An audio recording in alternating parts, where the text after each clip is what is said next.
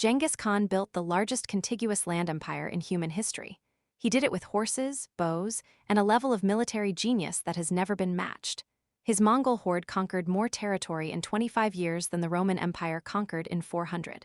And they did it with technology that was already ancient by medieval standards. Now imagine giving this man, this strategic mind, the most dominant land weapon ever built. A modern main battle tank. Not one. Hundreds. What happens when the greatest conqueror in history gets an upgrade that puts him 1,000 years ahead of everyone else on Earth? The Mongols won because of three things: speed, mobility, and psychological terror. Their horse archers could cover 70 miles a day. They could attack, retreat, and attack again before an enemy could form a battle line. Now consider this. An M1 Abrams tank can travel 45 miles per hour over rough terrain. Its main gun can destroy a target from over 2 miles away. Its armor can withstand anything the medieval world could throw at it, including siege weapons, arrows, swords, and fire. The Mongols already fought like a modern mechanized army. They just did it on horseback. Tanks would not change their strategy. They would perfect it. In real history, it took the Mongols over 20 years to fully conquer China. The Song dynasty resisted with fortified cities, massive armies, and sheer population. The Great Wall slowed them. River crossings cost thousands of lives. With tanks, none of that matters. The Great Wall becomes a speed bump. A single tank round punches through any gate ever built. City walls that withstood months of siege crumble in minutes. The psychological effect would be absolute. Chinese commanders who had prepared their entire lives to fight cavalry would face something that cannot be stopped by any weapon they possess. China falls in weeks, not decades. In 1241, the Mongols invaded Europe. They destroyed the armies of Poland and Hungary in a single week. The only thing that stopped them was the death of the Great Khan back in Mongolia, which forced a political retreat. Europe got lucky. With tanks, luck runs out. European knights in heavy armor were already helpless against Mongol horse archers. Against tanks, they would not even qualify as obstacles. Every castle, every walled city, every cathedral fortress in Europe would fall. There would be no siege. No negotiation. No time. London, Paris, Rome, all of them would see Mongol banners within a year. And unlike every other conqueror who tried, the Mongols had the administrative system to hold what they took. But here is the problem that changes everything. Tanks need fuel. They need ammunition. They need spare parts and trained mechanics. An M1 Abrams burns through 300 gallons of fuel every 8 hours.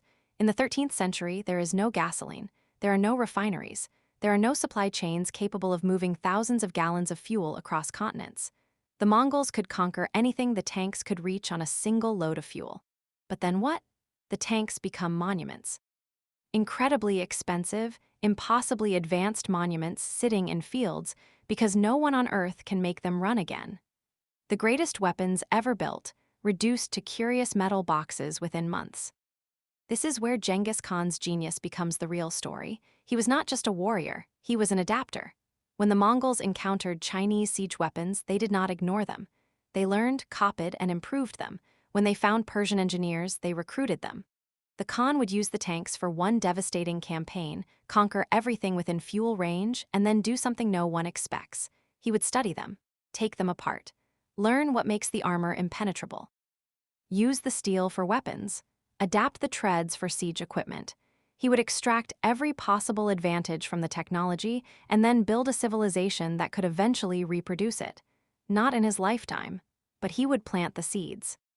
With tanks accelerating the conquest, the Mongol Empire would not just stretch from Korea to Hungary. It would reach the Atlantic. It would absorb all of Europe, the Middle East, India, and Southeast Asia within a generation.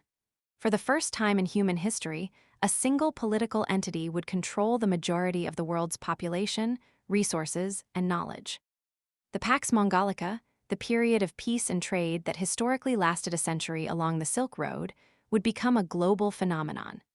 Ideas, technology, and culture would flow freely across continents. The Black Death, which historically traveled along Mongol trade routes and killed a third of Europe, might instead be contained by the unified medical knowledge of a connected world. But a world under one empire is not a free world.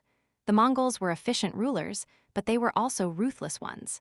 Cities that resisted were destroyed completely. Populations were massacred as examples. Individual cultures were preserved only if they served the empire. In this timeline, there is no renaissance because there is no competition between European states to drive innovation. There is no age of exploration because there is nowhere left to explore. There is no industrial revolution born from competing nations racing to build better weapons. The world is unified, stable, and controlled. And it might stay that way for centuries because no one has the power to challenge a global Mongol state. Every great conqueror in history hit a limit. Alexander ran out of willing soldiers. Rome ran out of borders it could defend. Napoleon ran out of supplies in Russia. Genghis Khan ran out of time. The tanks would have removed every military limit, but they would have introduced a new one, the limit of what you can sustain versus what you can destroy. And that is the real lesson. Conquest is easy. Civilization is hard. The Mongols already knew this, which is why their empire lasted longer than most. But even Genghis Khan, with all his genius and all the tanks in the world, would eventually face the same truth every conqueror faces. You can take the world, but keeping it, that is the part no weapon can help you with.